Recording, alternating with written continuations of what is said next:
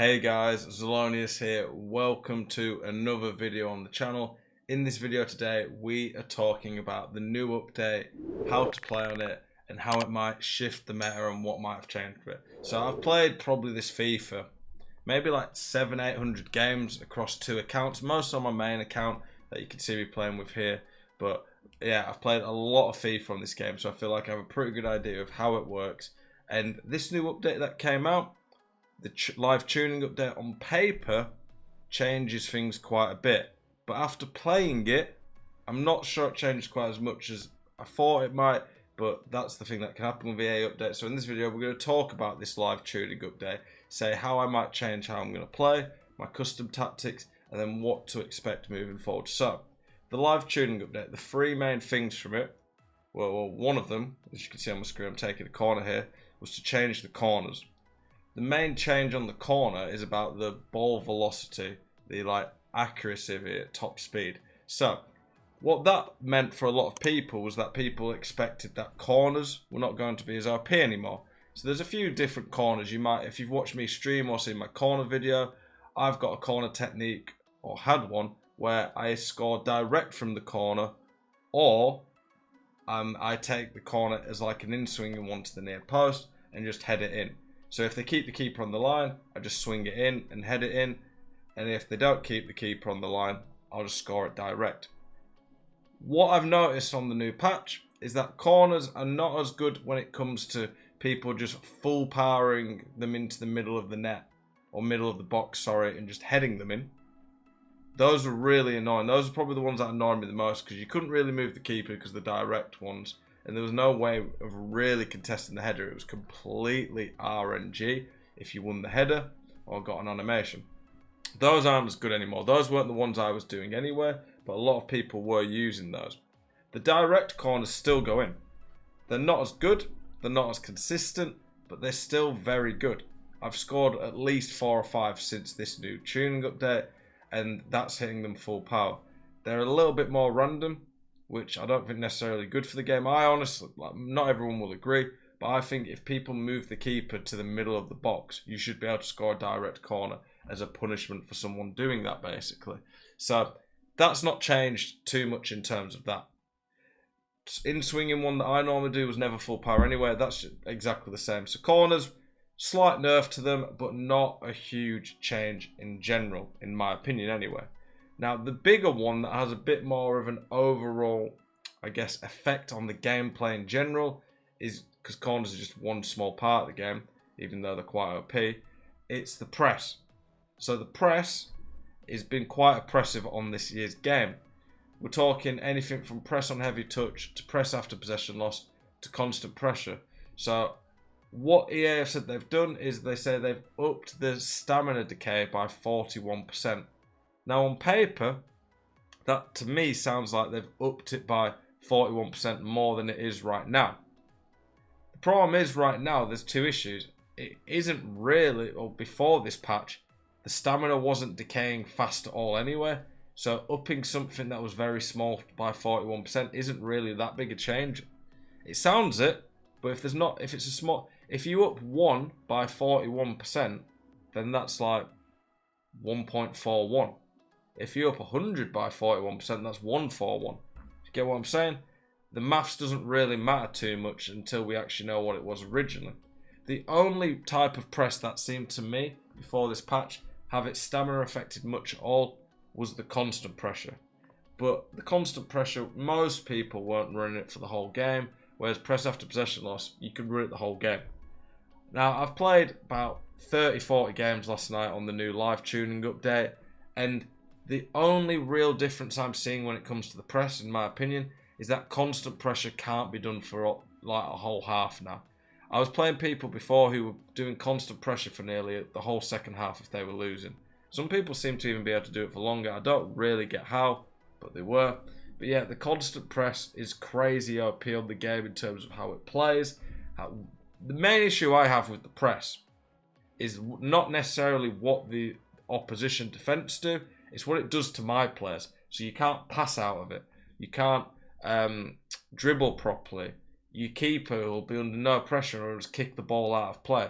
it clearly lowers the stats of your team and makes more stupid stuff happen, which is not fun. It's a bad experience. So, with the press, the only difference I'm really seeing is now the stamina decay on constant press is quite a lot worse, because I think the stamina on that already went down a bit. But then there's another problem. I don't know if you guys will agree with this or have seen this, but I think generally speaking, even if someone's on low stamina, it doesn't affect them that much. I played someone last night who had I think it was Trent Alexander-Arnold, and he had 0 stamina left near the end of the game. I brought on a fresh Haaland. My Haaland had a couple of yards advantage. Yes, he somewhat struggled to get the ball under control, but the Trent still caught me over a distance. So I've got a fully fit Haaland who's got more pace off the bench and lengthy and fully fit than Trent can even have with a shadow. So he had full stamina, Trent had 0, and Trent kept up with me. Because when the press happens, it seems to lower your player's stats and increase the stats of the opposition. So it doesn't really actually do too much. There are times when I notice the stamina. I think the stamina I've noticed more that players just turn a bit slower and are a bit worse on the ball and things like that. But in terms of actual pace, if someone still has the press on, it doesn't really change too much. I did notice the press after possession loss sometimes. It seemed a bit random almost, but sometimes the press after possession loss did seem to kick in a little bit more for me. And I did start to notice a little bit that my team were getting a bit tired. So I had to make subs a bit more. But then that's the other thing. You have 5 subs anyway. When you have 5 impact subs, your centre-backs never get tired, so you don't ever have to sub them. Your keeper doesn't get tired, so that's already 3 players. One of your midfielders, if he's got high stamina on to stay back, won't get tired. So we're at a point nearly with 5 subs where you can pretty much press the majority of the game, even on this new patch. I might be switching a little bit more to playing balanced from the start. I was already, most of my tactics, anyone who's watched them will have seen, that I was mostly playing balanced or press after possession loss. I might switch more to starting on balance now and then go towards press after possession loss just straight away if I go a goal down. Just so my stamina does stay high for the game and I can use constant press a little bit longer at the end if I need to. Because I don't think, generally speaking, you can use constant pressure the whole game now without any punishment. So it is improving things slightly. I don't think, though, this live tuning update has done as much as I was hoping it would do. One thing to say, though, is that the big patch that I'm hearing about is going to come on the 15th of November. That's 5 days away.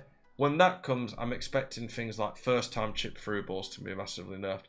Some sort of nerf to the Trivellas, whether it be an actual direct nerf to the accuracy and power of them, or a buff to keepers, which is an indirect nerf to them.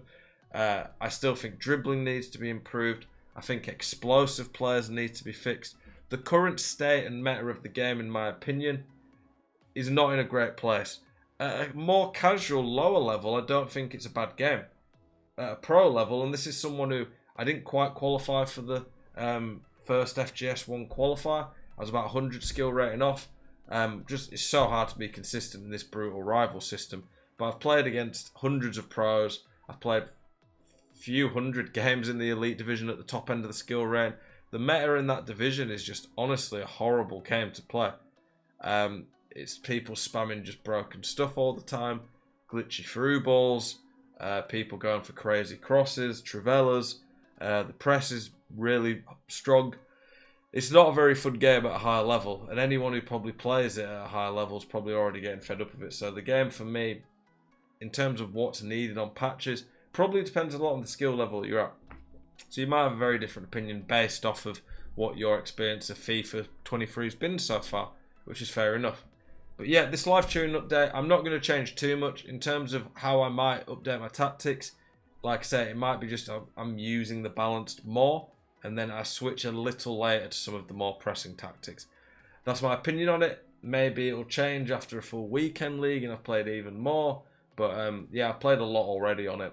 We'll do new videos on tactics after the weekend league. I'm going to try the 4-4-2 out on my main account and maybe 4-2-3-1 on my road to glory. Apologise on slightly less uploads recently. I've been really trying to grind the game off stream. Going to be streaming again a lot more now though, now that the first season's over. Appreciate you guys' support a lot. Hope you enjoyed this video As always, keep it spicy. And yeah, let me know what you guys think of the update. Do you think it's changed much? Are you happy with the current state, meta of FIFA gameplay? What would you change if you could? Appreciate you guys. See you guys in the next one. Peace.